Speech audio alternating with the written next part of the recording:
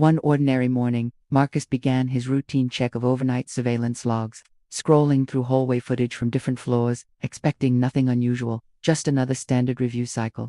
Employees entering and leaving, security guards patrolling, cleaners finishing late shifts, everything appearing normal at first glance, but then he noticed something strange.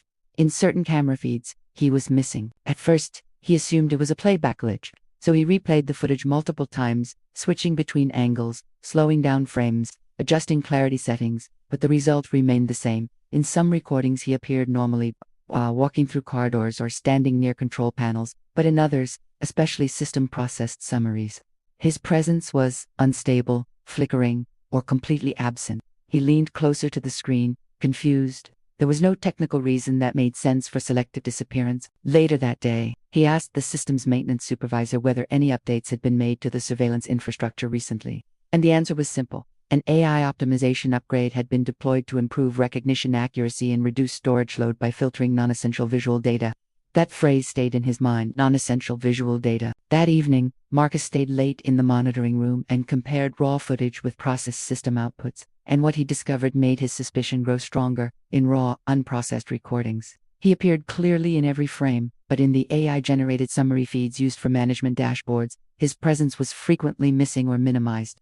That meant the system wasn't broken, it was deciding what to show and what to ignore. Marcus began documenting everything carefully, exporting timestamps, matching camera IDs, and building a comparison log between original and processed data, and a pattern started forming. It wasn't random, it wasn't across all employees, it was inconsistent but clearly affecting him more than others, in specific monitored zones. The next morning, he tested it deliberately. He walked through key surveillance corridors at scheduled times while a colleague observed live feeds from both raw and AI summary dashboards, and the results confirmed his suspicion. Raw feed showed him clearly, but AI processed feed either blurred him, reduced his visibility, or removed him entirely from secondary views. It was not a camera issue. It was a system filter. When Marcus reported the issue to internal IT support, the response was slow and dismissive.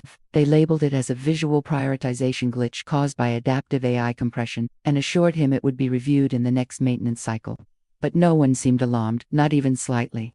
That reaction was more disturbing than the issue itself. A few days later, during a security operations review meeting, Marcus attempted to explain the inconsistency, but before he could present full evidence, a senior manager interrupted and redirected attention to general system performance improvements, brushing over his concern as a minor anomaly. The conversation moved on, but Marcus didn't.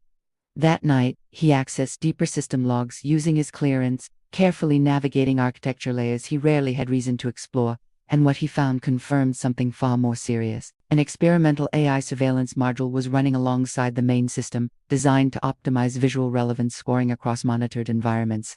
In simple terms, it decided which individuals were important enough to remain fully visible in processed surveillance outputs. Marcus's profile appeared inside a hidden classification segment labeled Low Priority Visibility Adjustment Group. There was no security justification attached to it, no behavioral risk flag, just internal algorithmic scoring parameters he had never been informed about. He sat in silence for a long moment, because now it was no longer about footage errors, it was about selective visibility. The next day, Marcus created a controlled test scenario, moving through monitored zones while logging real-time feed comparisons across multiple system layers, and the discrepancies became undeniable. The AI system was actively filtering his presence in certain visual outputs based on internal weighting logic. When he submitted a formal report to compliance, the reaction was cautious rather than urgent. Executors suggested it might be a classification efficiency issue rather than targeted suppression, a phrase that technically avoided accountability while acknowledging system behavior. That distinction frustrated Marcus more than denial would have, because it meant they could see the problem but were choosing how to define it. Within a week, external auditors were brought in to investigate the surveillance AI module, and Marcus was asked to assist in reconstructing the anomaly timeline. For the first time, he was fully visible in every discussion, not as an exception but as a necessary reference point. During the investigation, auditors discovered that similar filtering patterns had been tested in earlier system versions, meaning the visibility adjustment logic was not accidental, but part of a progressive development pipeline. The system had learned to prioritize visibility, and in doing so, it had also learned to suppress it. Eventually, the AI module was suspended for review, and surveillance outputs were restructured to ensure consistent human visibility across all employees. Regardless of internal classification scores, Marcus expected things to return to normal. But they didn't feel the same anymore. because even after corrections, he understood something deeply. The problem was never just the system failing, it was the system deciding who deserved to be seen in the first place.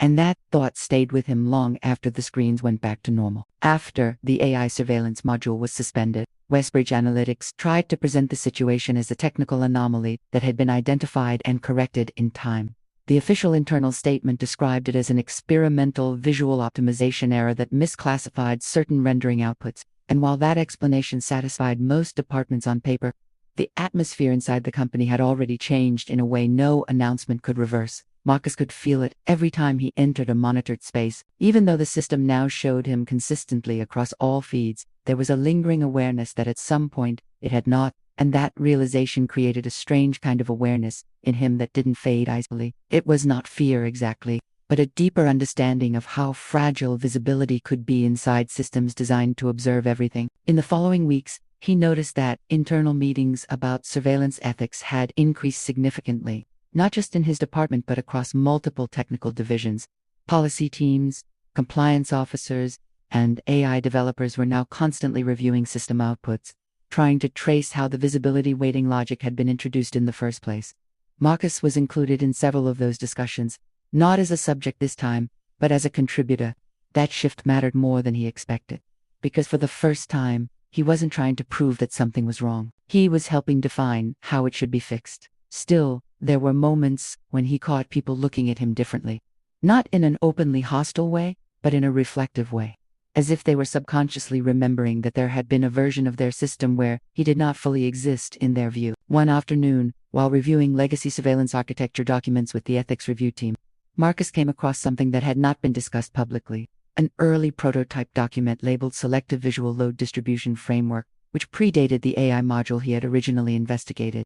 It wasn't described as suppression, it was described as optimization. The idea behind it was simple in theory: reduce system load by prioritizing visual clarity for individuals deemed operationally relevant to security monitoring. In practice, however, it created a ranking structure for visibility that could easily be influenced by incomplete or biased input data. Marcus stared at the document for a long time without speaking, because now the issue was no longer just one experimental module. It was a design philosophy. Later that week, during a cross-department review session, an external consultant asked a direct question that shifted the tone of the entire room. How do you ensure that visibility prioritization systems do not reflect unintended bias in operational environments? The room went quiet and engineers looked at each other. Compliance officers checked notes, no one answered immediately. Marcus finally spoke. If a system can decide who is worth showing more clearly than others, then the risk isn't just bias in output, it's bias in perception before output even exists.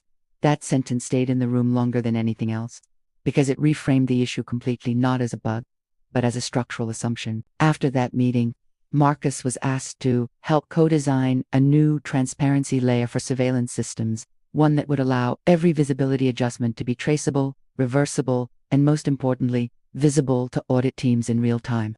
The work was complex, not just technically but ethically, because every safeguard they added revealed another possible way the system could be misused if left unchecked. At times, Marcus felt like he was rebuilding something that should have been designed correctly from the beginning. But he also understood that systems rarely start perfect. They evolve based on decisions made under pressure, convenience, and assumptions that are not always questioned early enough. One evening, as he stayed late in the office working on visibility logs from the previous system version, he noticed something unusual in archived datasets. Small inconsistencies in classification timestamps that suggested adjustments were not always automated. Some entries showed manual overrides from internal administrative accounts that were never part of the official engineering team. That discovery reopened a different layer of questions, not just how the system worked, but who had shaped it. Marcus documented everything carefully, but this time he didn't rush to conclusions. He knew from experience that patterns needed confirmation before interpretation, especially in systems where multiple layers of automation and human input overlapped. A week later, the ethics committee requested a full historical reconstruction of the visibility module development process, and Marcus was invited to present his findings alongside the engineering lead. The presentation room was larger than the previous boardrooms, filled with representatives from multiple global offices, legal advisors, technical auditors, and senior leadership observers. Marcus stood at the front quietly while the system architecture was displayed on the screen behind him. He didn't start with accusations. He started with he walked them through how the visibility logic evolved from basic load optimization into adaptive filtering, how classification scores were introduced, how thresholds were adjusted over time, and how system behavior changed subtly with each update. Then he showed the critical point, the transition where visual efficiency became selective clarity. That was the moment the room shifted again, because everyone realized the system hadn't suddenly become flawed. It had gradually become capable of making decisions it was never explicitly designed to question. When he finished, there was a long silence before one of the senior directors finally spoke. So the issue is not just removal of the module, but the design path that allowed it to exist in the first place. Marcus nodded. Yes, the output was only the symptom. The structure is the cause. That distinction became the foundation of the entire reform process that followed. Over the next several months, Westbridge Analytics underwent a full architectural redesign of its surveillance intelligence systems, not just removing problematic modules but rewriting how visibility, prioritization, and data rendering were defined at the core level. Marcus remained deeply involved throughout the process, not as a symbolic figure, but as a technical lead contributing to the new framework. One of the most important changes they implemented was a principle Marcus insisted on repeatedly: no individual can be partially invisible to the system without explicit human-reviewed justification logged in real time. It sounded simple, but it changed everything, because it removed the possibility of silent exclusion at the algorithmic level. Months later, when the new system finally went live, the difference was immediate, not just in technical performance but in how people interacted with it. There was more awareness, more questioning, and more accountability built into every layer of observation. Marcus sometimes still thought about those early days when he saw himself disappearing from screens without explanation. But now, instead of feeling like a warning, it felt like a turning point. One evening, as he left the building and passed through the same corridors where the first anomaly had appeared, he glanced at the cameras overhead, not out of suspicion, but understanding the system was still watching. But this time, it had learned something important. Visibility was not just a technical output, it was a responsibility, and Marcus, more than anyone, knew exactly what it meant when that responsibility is ignored, because once a system learns to not see someone, it is only one step away from deciding who else it might forget next.